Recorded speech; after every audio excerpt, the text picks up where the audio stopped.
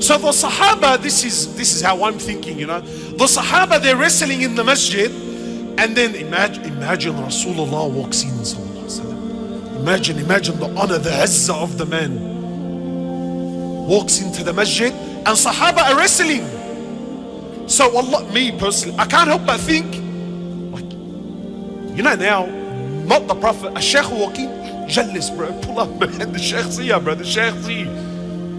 In high school, whenever we were doing something and the teacher was coming, we had a code word. Ija. It's in Arabic, as in he's coming. Wallah, the principal knew what Ija meant, right? Because everyone says it.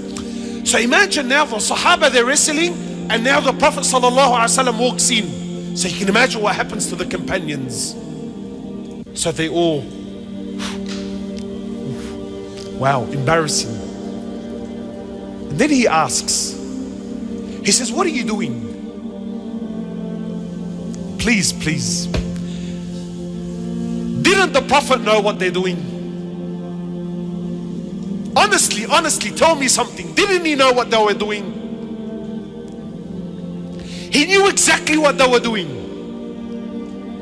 But the hadith is not just for them, it's for every Muslim to the day of judgment. And I tell you, Islam is ancient. Habibi, Islam is contempt. Wallah, qasam. Sometimes I will read or hear a hadith or read a verse, and it's like Allah said these words in 2019 March. That's how alive the Quran is. People tell me it's old. So he walks in, he sees them wrestling. He says, what are you doing? Ya Rasulullah, marra man, let it go. Khalas, he walked in, we've stopped wrestling, leave it. But because he's the doctor, he's the teacher, and he's there to cure the sicknesses of societies. So they said, Ya Rasulullah, we're wrestling. Then he asks, why are you wrestling? Look at the salt now. Now the salt is straight to the wound. Imagine the Sahaba, Ya Allah, who's going to explain why we're wrestling? Who's going to explain why we're fooling around? So they said, Ya Rasulullah, we're wrestling to see who amongst us is who's the Rijal, brother? Has anything changed in 1400 years? Anything changed? La wallah, it's exactly the same. They're not doing anything haram. Rasulullah knows that they weren't. But he was worried about something far deeper. So what does he say? He said, the Rijal, the man amongst you, is not the one that can physically put down the other. Any meathead can do that. That's not how we determine who the Rijal is.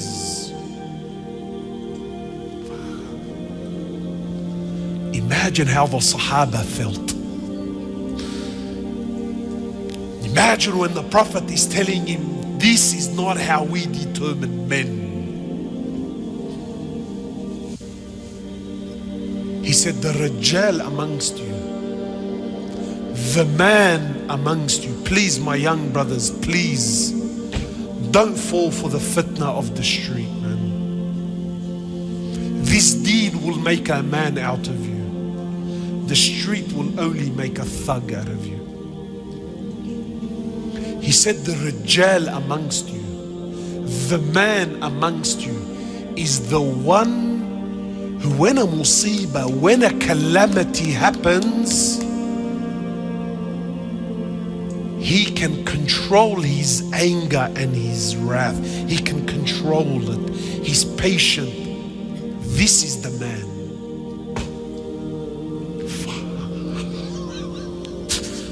Go to the UFC gym and tell him this. Brothers are spending hours, and it's fine. Tonight I'm not mentioning anything about halal and haram. So don't come and say, look, wallah, the brother was saying it's halal and haram. Please, my brothers, halal and haram, this is kindergarten language. Kindergarten language. We need to develop, we need to move on. We need to start having a deeper relationship with Allah. Deeper. The Prophet is telling him depth. This is not the man. The man is when something befalls, he's what? He controls. Try this. Try it. Yalla, I challenge everyone try it. See how difficult it is. Understand why when Allah mentions Rajal, there's honor and azza behind the word. Today we say man to anyone. Anyone that can throw some punches, yeah, he's a man. So we have another epidemic. You might tell me, no, brother, you don't have to physically fight. What's the other epidemic we have in our community, in our society? How do we determine who's the Rajal? How big is he, brother? We have a steroids epidemic now. Muslims. Yallah, steroid. Don't ask me halal and haram. But the sickness. Have you ever heard of the sickness called the small man syndrome? Have you ever heard of this? Small man syndrome? No, you've never heard? Small man syndrome is the small guy who feels like all the bigger guys never take him seriously.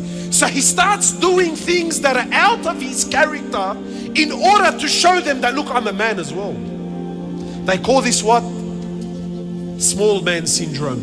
And qasam by Allah, 99% of brothers on steroids, it's all small man syndrome. It's insecurities in the heart. That if I don't look intimidating,